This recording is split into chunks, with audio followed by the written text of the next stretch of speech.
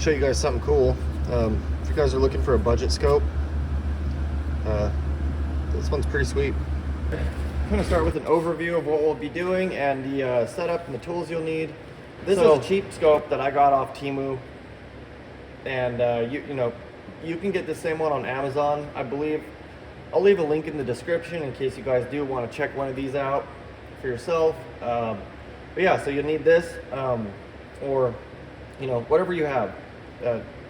Getting the pattern is going to be the same on any scope. It's like a multimeter, power and ground. It's the same. Doesn't matter what multimeter you're using. So the scope, this one happens to use the same leads as my U-scope, which is pretty handy.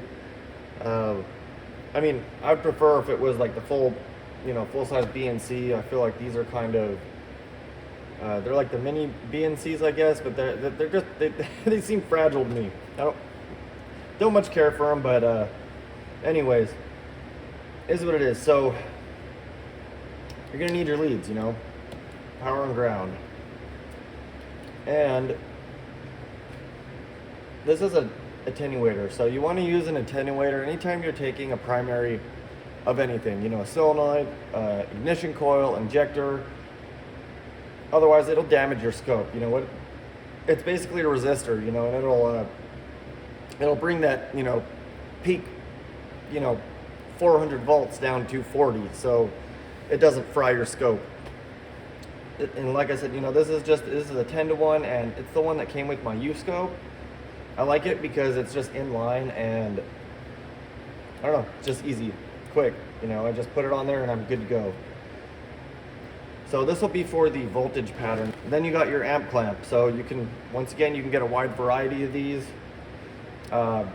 This was also one, I believe it came with my U-scope master kit. Oh, one more thing. So this is a U-scope. You can see it's the same. So if I want to use this clamp, I'm going to have to have an adapter. So that's what this little thing's for. It's just a BNC to I've got to figure out what these are called. Mini BNC, I guess. But yeah, so I'm just going to put that in there, and then that way it'll be, I'll be able to plug it into my scope. And if I can, okay, there we go. So now it's ready to go. Hopefully this thing starts. It's been sitting out here for a minute. So kind of a backstory with this car real quick. Had some rodent damage.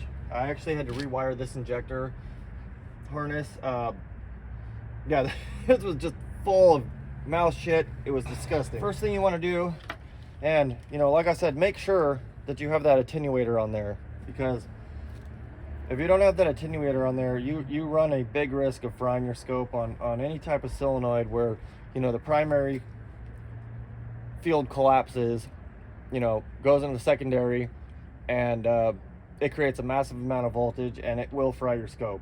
So just keep that in mind. Just turn your scope on, and I'm going to, whenever you're getting something like this, it's always best to go directly to the negative battery terminal. So that's what I'm going to do. And then you're going to back probe the control wire. So if you don't know which one that is, you're going to want to look it up on a wiring diagram. But typically on an injector or a coil, if it's a 2-wire coil or injector, I think pretty much all injectors are 2 wires, but anyway, so you're gonna you look at the colors, and well, this one's got different colors because I rewired it, but so it's got they'll have like a red wire for all the coils will have a red wire, and that's going to be the just the 12-volt supply, coming from wherever, the fuse block, module, wherever. And then you're going to have the control wire, which is going to be, there's also going to be power on it until the PCM grounds it, and that will induce that spike in the secondary windings. So that's what we're going to be looking at here first off, and then we will get some current measurements. So it appears that it's a red wire, the common wire. So red wire is going to be the power, the control wire is going to be this this one here, that left side. And when you're back probing something, I might actually go get a curved tip, but you know, you don't want to jam it all the way in there. You just want to make contact. You know, you don't want to damage the connector in any way or create problems while you're trying to fix something else. All right, so that's what I was talking about. You know, my lead, I just want it to be curved so it's not putting so much tension on that pin when I back probe it, just because of the angle that I'll be at. You know, there's all different types, and whatever works, so use whatever works.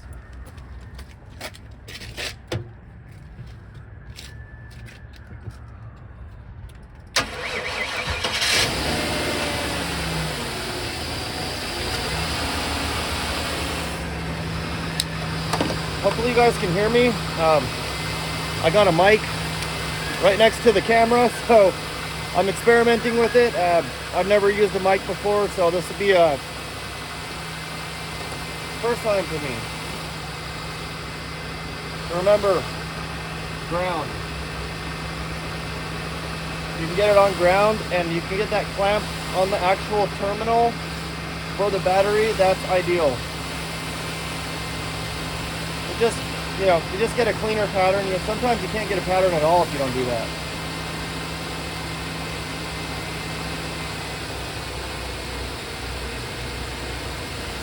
Okay, we got something here. Wow, it's actually pretty good. Let me adjust the settings a little bit, and then I'll zoom you in. That way, and so, another thing is, you know, I'll show you the trigger, but if you want the capture to be frozen, and it just stalled. Okay, so that was kind of odd. It stalled. What I was saying is, this trigger, that'll allow you to freeze your capture on the screen, so you can get a good look at it. And it is doing some funky stuff right now. This car has some demons. So not quite as much definition as I would like. I like maybe a little bigger, but let me see if I can get a single capture. So, I had to be on the 10 volt scale to get a good single capture, but looks like I am able to get them, so just gonna get a good one. Oh, of course now it's gonna act up. So, you know, this is where just, you know, playing with your scope and just kind of you know, the more you mess with it, the better you're gonna get, and easier all this is gonna be. So you can see right in there, there's a little hump. That's the pintle opening. I just zoomed in a little bit, and this is a pretty good, seems to be freezing on the screen pretty well. And that's what I wanted to see, is the definition. I wanted to see that pintle right there, so you can see that injector is working. It's closing, I mean. Okay, so now I'm gonna try to get an amperage reading for the current ramp. You want to go on the control wire, and same thing. It's got adjuster settings. Got it on about 50 millivolts per division. So, you know, with this you can calculate the amount of amperage that injector is using to fire. So this is the current ramp, and you know, right there you can see that little divot. That's the injector opening. So, you know, the voltage pattern, we've seen it close. Here we can see it opening. So hopefully you guys can see that okay. I just pulled this up on Google so I could describe how both of those patterns correlate together, and you know, what all you can get from it, because with a single channel scope, you know, you can't get them both on the screen like this, obviously, so you have to do it separate. But this is actually, I believe, this is one of Scanner Danner's. It's a capture from one of his videos, I believe. It says it up at the top. So thanks, Paul, describing this a lot easier. So yeah, this is how they correlate. You know, that red trace, that's going to be the voltage. You know, you can see it has a 60 volt spike. And then, you know, there's that pintle I was talking about, pintle closing. So, you know, that's how you can tell, you know, is it stuck? Is it opening? Is it closing? Is it opening? Is it closing? You want to see movement. A stuck open injector, a stuck closed injector is going to create a pretty severe misfire. So, you know, by looking at something like this, you can narrow it down fairly easily. And, you know, when I was talking about the current ramp and, you know, measuring the amperage, so that's what I meant. You know, you can, these aren't just all, you know, this grid means something. It's you know, it's time and voltage and time. So I got this clamp out to show you guys. Oh, let me see, hit this thing up. So I got this one out.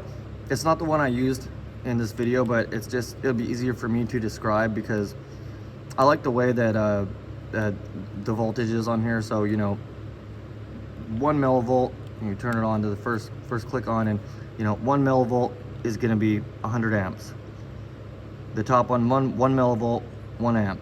So it makes measuring it fairly easy when you're, you know, when you get the capture and you can convert everything and do it in your head fairly easily. And then of course, you know, here's that the calibration.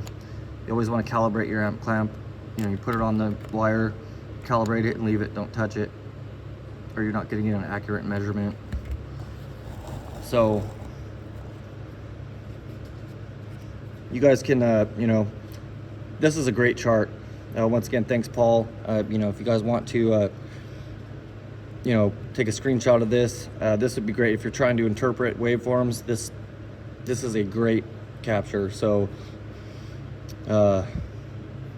yeah, current and voltage, you know, got the pulse width, opening, closing.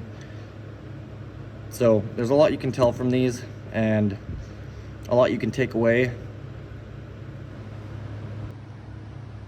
So this is just I had said, mentioned I was going to just kind of show some other stuff this can do in case you guys are interested. It's got a signal generator, which is kind of cool. So if you need to output a signal to something to test it, it's pretty cool. I haven't messed with that yet on here. And then the scope, of course. And it's pretty basic, but got the job done. And then this is for like a to test transistors, or it'll decode it for you so you know which one you have, you know, if it's good or bad.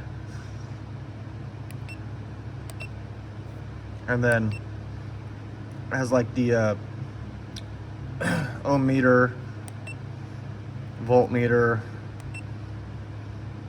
and this is for transistors. And you know, I'm gonna be honest, I don't know exactly what all when it comes to that, what you can do. I know you put like you set it in here, and then you just lock it in, and it'll test it. It'll decode it. It's pretty sweet. I mean, I'm gonna be getting into circuit boards a little more and learning about them, so I'm sure I'll be able to use that at some point. And then this is the infrared decode, which that's pretty cool too. So say you have a remote and you don't know, you know, is it working? Is it not working? Is a button broken? Or so, you know, I just press the button and it'll tell you that frequency and the data code for, you know, I believe like I'll press a different button here.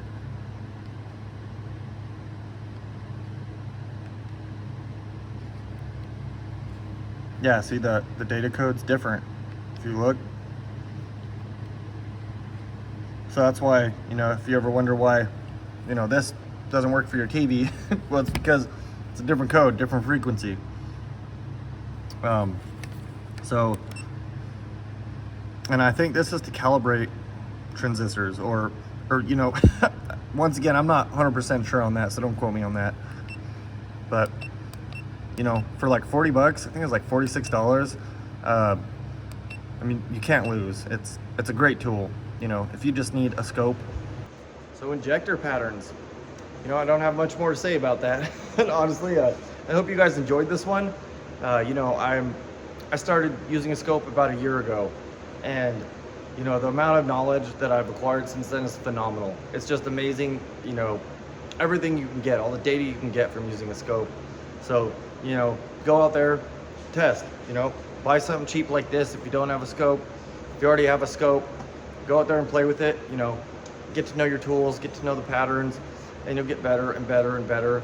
I know when I first started, I was extremely uncomfortable, but that's why I'm making this video, and you know, some other videos like this is, you know, hopefully I'm able to help somebody out there, because when I started, you know, using a scope, I relied heavily on just everybody's content.